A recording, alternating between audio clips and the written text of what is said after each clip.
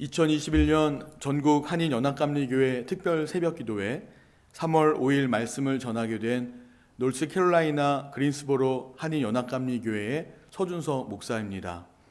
오늘 주님께서 우리에게 주신 말씀은 이사야서 44장이고 묵상 본문은 44장 1절로 8절입니다. 제가 오늘 주신 말씀을 봉독하겠습니다. 나의 종 야곱, 내가 택한 이스라엘아, 이제 들으라. 너를 만들고 너를 모태에서부터 지어낸 너를 도와줄 여호와가 이같이 말하노라. 나의 종 야곱, 내가 택한 여수르나 두려워하지 말라. 나는 목마른 자에게 물을 주며 마른 땅에 시내가 흐르게 하며 나의 영을 네 자손에게 나의 복을 네 후손에게 부어주리니 그들이 풀 가운데에서 솟아나기를 시냇가에 버들같이 할 것이라. 한 사람은 이르기를 나는 여호와께 속하였다 할 것이며 또 한 사람은 야곱의 이름으로 자기를 부를 것이며 또 다른 사람은 자기가 여호와께 속하였음을 그의 손으로 기록하고 이스라엘의 이름으로 존귀히 여김을 받으리라. 이스라엘의 왕인 여호와, 이스라엘의 구원자인 만군의 여호와가 이같이 말하노라. 나는 처음이요 나는 마지막이라. 나 외에 다른 신이 없느니라. 내가 영원한 백성을 세운 이후로 나처럼 외치며 알리며 나에게 설명할 자가 누구냐. 있거든 될 일과 장차 올 일을 그들에게 알릴지어다. 너희는 두려워하지 말며 겁내지 말라. 내가 예로부터 너희에게 듣게 하지 아니하였느냐. 알리지 아니하였느냐. 너희는 나의 증인이라. 나 외에 신이 있겠느냐. 과연 반성은 없나니 다른 신이 있음을 내가 알지 못하노라. 이는 살아계신 하나님의 말씀입니다. 아멘. 사랑하는 전국의 한인연합감리교회 성도 여러분, 오늘도 말씀과 기도로 하루를 시작하시는 여러분들 모두에게 우리 주님 예수 그리스도께서 주시는 은혜와 평강이 가득하시기를 주님의 이름으로 축복합니다. 오늘은 사순절 15번째 날입니다. 그리고 여러분 아셨습니까? 오늘은 세계 기도의 날입니다. 세계 기도일은 전 세계 180여 개국의 교회 여성들이 매년 3월 첫째 주 금요일에 함께 모여서 세계 평화와 화해를 위해 기도해온 세계에서 가장 오래된 초교파 여성 기도 운동입니다. 이날은 1887년 미국 장로교회의 국내 선교부에서 일하시던 메리 제임스라는 여성분이 미국으로 이민 온 사람들을 위한 기도의 날을 제정하면서부터 시작되었고요. 이후 이 모임이 전 세계로 확산되면서 1927년에 세계 기도의 날로 정해지게 되었습니다. 이 기도일에는 종족과 문화, 전통과 교파를 초월하여 그리스도의 몸된 교회가 각기 처한 곳에서 한날 한시에 하나의 주제로 예배하고요. 특히 이날의 예배문은 매년 각 나라들이 돌아가면서 작성하고 또 예배문을 작성한 그 나라를 위해 함께 기도해 주는 그런 전통이 있습니다. 올해 2021년은 남태평양에 위치한 작은 나라 비투아누 여성들이 만든 예배문으로 예배를 드리게 되는데 오늘 여러분들의 기도에도 이 비투아누를 위한 기도를 꼭 넣어서 해 주셨으면 좋겠습니다. 우리는 그리스도인입니다. 즉 우리는 하나님의 흐름 안에 사는 사람들이라는 것입니다. 우리가 사순절을 보내면서 매일매일 예수 그리스도를 통해 우리 자신을 되돌아보는 것도 바로 우리가 하나님의 목적에 맞게 그리고 하나님의 흐름 안에 살고 있는지를 점검하기 위함일 겁니다. 그리고 그 중심에는 기도가 있습니다. 옛날에 그런 책이 나왔었죠. 너무 바빠서 기도합니다. 우리가 바쁠수록 뭔가에 우리가 빠져 있을수록 붙잡혀 있을수록 우리는 잘못하기 쉽습니다.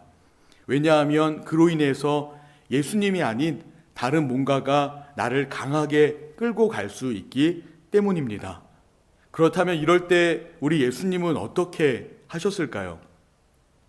예수님은 사역 때문에 사역을 하시지 않았습니다. 항상 그 중심에 하나님이 계시도록 하나님의 영광이 가려지지 않게 하기 위해서 매일 사역은 하셨지만 그 사역이 하나님의 사역이 되게 하기 위해서 바쁘면 바쁠수록 더 혼자 있는 시간을, 그렇게 하나님께 기도하는 시간을 가지셨습니다. 이렇게 예수님의 기도는 늘 사역의 흐름이 잘못되지 않도록 하나님과 이어주는 브릿지, 즉 다리의 역할을 했습니다. 요한복음 17장을 보면 예수님의 기도가 나오는데, 그 기도를 시작하시기 전에 예수님은 제자들을 향해서 이렇게 말씀하셨습니다. 이것을 너희에게 이르는 것은 너희로 내 안에서 평안을 누리게 하려 함이라. 세상에서는 너희가 환난을 당하나 담대하라, 내가 세상을 이기었노라. 이렇게 세상을 이기었다라고 선포하신 주님께서 곧바로 하나님 앞에 엎드리셨습니다. 그리고 하나님께 기도하셨는데, 그 기도의 내용을 보니 예수님은 앞으로 벌어질 고난이나 염려, 걱정 때문에 기도한 것이 아니었습니다. 예수님은 하나님의 뜻을 구하셨습니다. 그리고 오직 하나님의 영광을 위해서 기도합니다. 그리고 세상에 남겨진 제자들이 오직 하나님의 뜻하신 바를 따라서 하나님의 영광을 위해 살기를 바라는 마음으로 그렇게 기도를 하신 겁니다. 즉 하나님의 흐름 안에 거하기를 원하셨다는 거죠. 예수님은 제자들에게 그리고 우리들에게 너무나도 알려주고 싶으신 게 있었던 것 같습니다. 하나님의 흐름 안에서 나아가는 것이 얼마나 중요하고 귀한 것인지를 말입니다. 물론 그럼에도 불구하고 우리에게 어려움은 있을 수 있습니다. 세상에 주는 고난과 환난은 분명히 있을 거예요. 하지만 하나님과 함께하는 길은 그래도 언제나 그것이 최고의 길임을 예수님은 알려주고 싶으셨던 거죠. 우리는 사순절을 보내면서 예수님의 고난의 모습을 보게 됩니다. 하지만 예수님께서 고난과 어려움의 길을 가시면서도 담대하실 수 있었던 것은 그 길이 하나님의 흐름 안에서의 일이라면 하나님은 언제나 함께 하실 것을 아셨기 때문입니다. 그리고 그런 하나님은 능히 도우시고 바꾸시고 회복시키시고 일으키실 것입니다. 그러니 하나님 안에 있을 때 우리는 언제나 최고의 삶을 살 수밖에 없습니다. 그런데 이런 하나님의 뜻도 모르고 사람들은 이렇게 말합니다. 너무 문제가 많아서 하나님을 잘 못 믿겠다고요. 지금 너무 바빠서 하나님을 잘 못 믿겠다고요. 그리고는 내 마음대로, 내 생각대로 그렇게 세상을 살고자 합니다. 그런 우리들을 향한 하나님의 말씀은 한마디로 오늘 본문 22절 후반부에 나옵니다. 너는 내게로 돌아오라. 너는 내게로 돌아오라. 그렇습니다. 오늘 본문에서도 하나님은 이스라엘 백성들에게 돌아오라고 하십니다.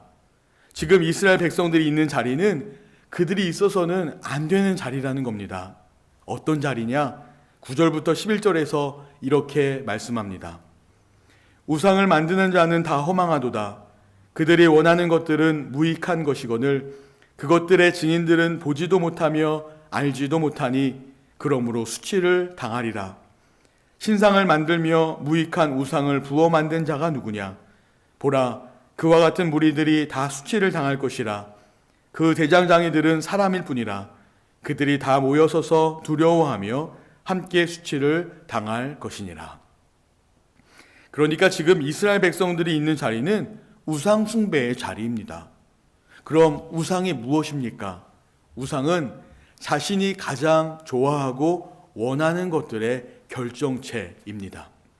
내가 원하는 것을 이루기 위한, 사람들이 스스로 만들어 놓은 목적을 이루기 위한 교만과 욕심이 빚어 놓은 형상이고, 사람들은 그것을 또 붙들고 놓지 않으려고 합니다. 그런데 이스라엘 백성은, 우리 그리스도인들은 하나님의 형상대로 지음받은 사람들이라는 것이고, 그렇게 우리는 하나님의 영광을 위해서 사는 사람들입니다. 그래서 하나님이 우리를 그 자리로부터 벗어나 하나님의 자리로 오라고 부르시는 겁니다. 우상에 빠져 있는, 그리고 죄와 허물이 가득한 이스라엘 백성들에게, 그리고 우리들에게 외치신 것입니다. 그리고 이런 우상이 얼마나 의미 없는 것인지를, 그 우상이 얼마나 우리를 아프고 병들게 하는지를 여실히 드러내십니다. 하나님께서 우리를 부르시는 것은 다른 이유가 없습니다.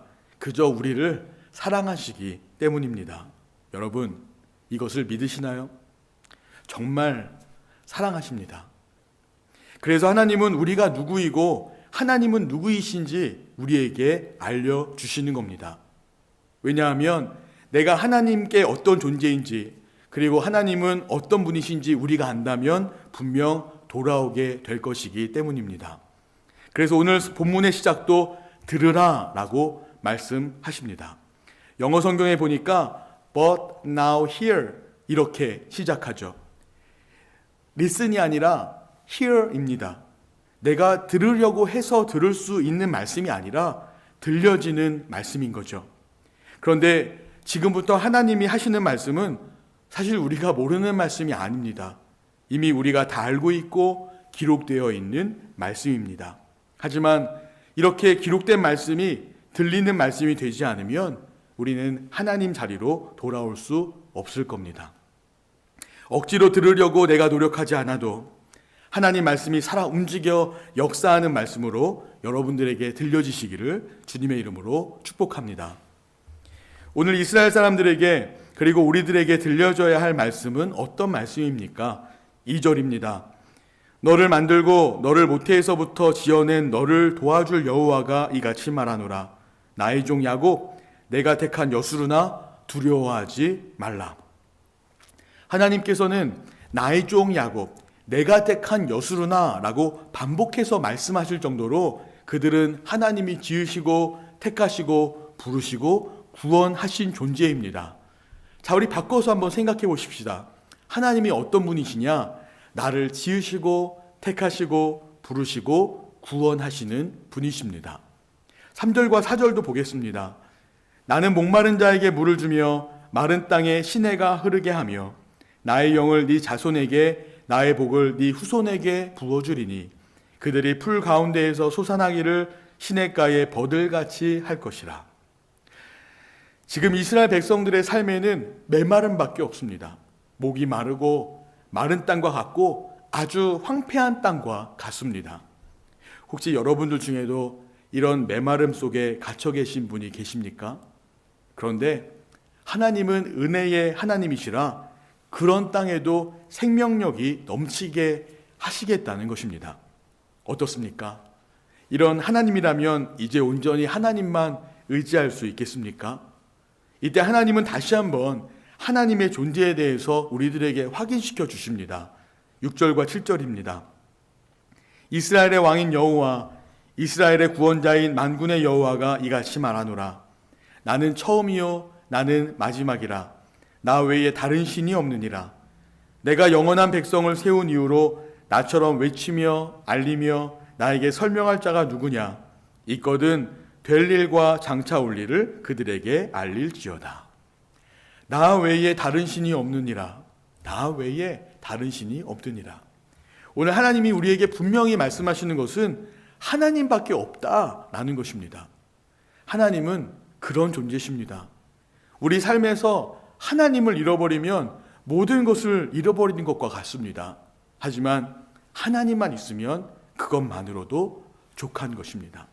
그래서 다윗이 이렇게 고백합니다. 여호와는 나의 목자시니 내게 부족함이 없으리로다. 그가 나를 푸른 초장에 누이시며 쉴만한 물가로 나를 인도하시는도다.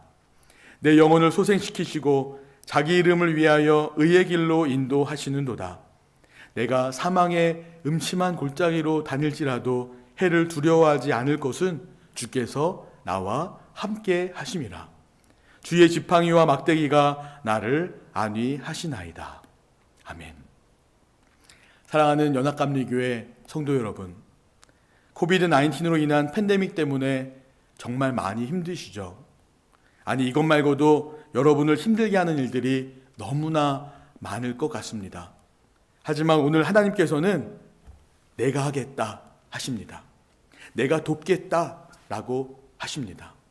그러니 오늘 우리들이 기도할 것은 내가 원하는 대로 내 마음대로 하나님께 요구하기보다는 이제 하나님을 믿고 하나님이 하실 것에 귀를 기울이고 마음을 열고 그렇게 하나님이 말씀하시는 대로, 하나님이 이끄시는 대로 담대하게 나아갈 수 있는 저와 여러분들이 되셨으면 좋겠습니다. 오늘도 말씀을 붙들고 주 안에서 승리하시기를 주님의 이름으로 축원합니다.